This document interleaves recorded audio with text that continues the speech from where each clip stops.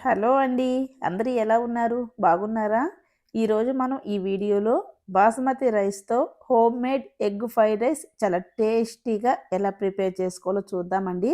ఈ egg fried rice చాలా టేస్టీగా అండ్ ఈజీగా ప్రిపేర్ చేసుకోవచ్చు. అది ఎలాగో నేను ఈ వీడియోలో చూపిస్తాను. వీడియోని ఎక్కడ స్కిప్ చేయకుండా చూడండి.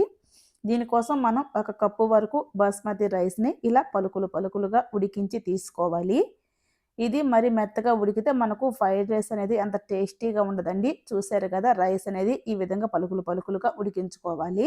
ఇప్పుడు మనం ఈ ఫ్రైడ్ రైస్ కోసం ఒక వెడల్పాటి ప్యాను లేదా ఇటువంటి గిన్నె పెట్టుకోవాలండి. ఇలా పెట్టుకున్న ఈ గిన్నెలో మనం 3, 4 టేబుల్ స్పూన్ల వరకు ఆయిల్ అనేది యాడ్ చేసుకోవాలి. ఆయిల్ హీటెక్కిన తర్వాత ఒక 2 ఆనియన్స్‌ని సన్నగా కట్ చేసి వేసుకొని వీటిని లైట్‌గా ఫ్రై చేసుకోవాలి.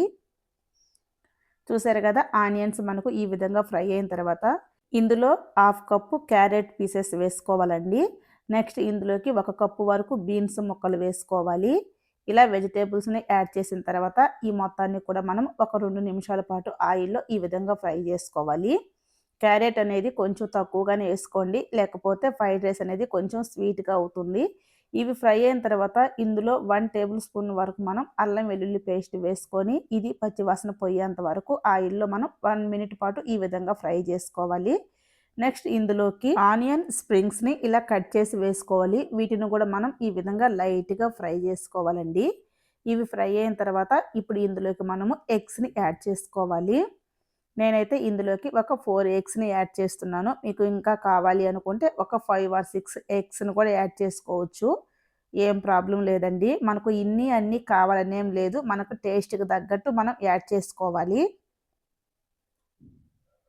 చూసారు కదా! ఎగ్స్‌ని ఈ విధంగా యాడ్ చేసిన తర్వాత మనం వీటిని ఈ విధంగా కలిపేసుకోవాలి. ఇందులో మీకు ఆయిల్ గనుక సరిపోకపోతే మరి కొంచెం ఆయిల్ యాడ్ చేసుకోవచ్చండి. ప్రాబ్లమ్ అయితే ఏం లేదు.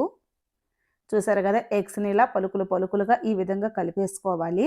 ఇలా ఎగ్ ఈ విధంగా ఫ్రై అయిన తర్వాత ఇప్పుడు ఇందులోకి మనం ఉడికించిన రైస్‌ని యాడ్ చేసేసుకోవాలి.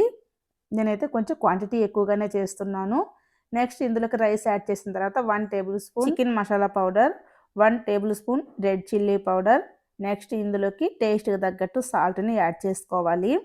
తర్వాత ఇందులోకి 1 టేబుల్ స్పూన్ గరం మసాలా పౌడర్‌ని యాడ్ చేసుకోవాలి. ఇవన్నీ యాడ్ చేసిన తర్వాత మంట హైలో పెట్టుకొని ఈ రైస్‌ని మనం బాగా ఈ విధంగా కలుపుకోవాలండి. మనకు రైస్ అనేది బాగా ఫ్రై అవ్వాలండి. అలా అవితేనే మనకు ఈ ఫ్రైడ్ రైస్ అనేది చాలా టేస్టీగా ఉంటుంది. అలా రైస్ మనకు బాగా ఫ్రై అవ్వాలి అంటే మనం మంట హైలో పెట్టుకొని దీన్ని ఈ విధంగా తిప్పుకుంటూ కలుపుకోవాలి. చూసారు కదా! రైస్‌ని మనం ఈ విధంగా కలుపుతూనే ఉండాలండి. మంట మాత్రం హైలోనే ఉండాలి. ఈ విధంగా రైస్ మొత్తాన్ని ఈ విధంగా కలిపిన తర్వాత మనం ఇందులోకి 2 టేబుల్ స్పూన్లు సోయా సాస్‌ని యాడ్ చేయాలి.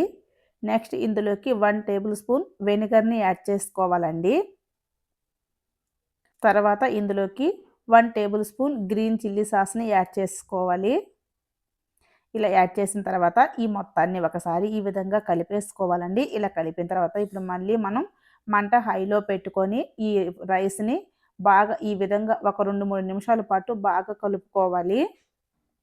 ఇలా కలుపుతూనే ఉండాలండి. లేకపోతే అడుగనేది మాడుతుంది. మంట హైలో పెట్టుకొని ఈ విధంగా కలుపుతూ ఉండాలి. మనం ఇలా పర్ఫెక్ట్‌గా ఈ ఫ్రైడ్ రైస్‌ని ఇలా కలుపుతూ చేయాలి అంటే, మనం ఫ్రైడ్ రైస్ చేసేటప్పుడు మనము ఈ గిన్నె అనేది కొంచెం వెడల్పాటిది పెట్టుకోవాలి. ఇలా వెడల్పాటిది పెట్టుకోవటం వల్ల మనకు ఫ్రైడ్ రైస్ అనేది ఇలా కలుపుతూ చేయటం వల్ల చాలా టేస్టీగా ఉంటుంది. తర్వాత ఇందులోకి కొంచెం మనం కొత్తిమీరని వేసేసుకొని మరొకసారి ఈ మొత్తాన్ని కలిపేసుకున్నాము అంటే మనకు ఎంతో అంటే ఎంతో టేస్టీగా ఉండే హోమ్‌మేడ్ ఎగ్ ఫ్రైడ్ రైస్ అనేది రెడీ అయిపోతుంది. చూసారు కదా! మనకు రైస్ అనేది ఎంత పలుకులుగా ఉందో.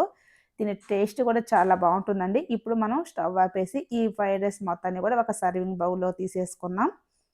చూసారు కదా! ఫ్రైడ్ రైస్‌ని ఇలా సర్వింగ్ బౌల్‌లోకి తీసుకున్న తర్వాత వీటిపైన మనము ఆనియన్ స్ప్రింగ్స్‌తో సర్వ్ చేసుకుంటే ఎంతో టేస్టీగా ఉండే హోమ్‌మేడ్ ఎగ్ ఫ్రైడ్ రైస్ అనేది రెడీ అయిపోయింది. దీని టేస్ట్ అయితే చాలా అంటే చాలా బావుంటుందండి.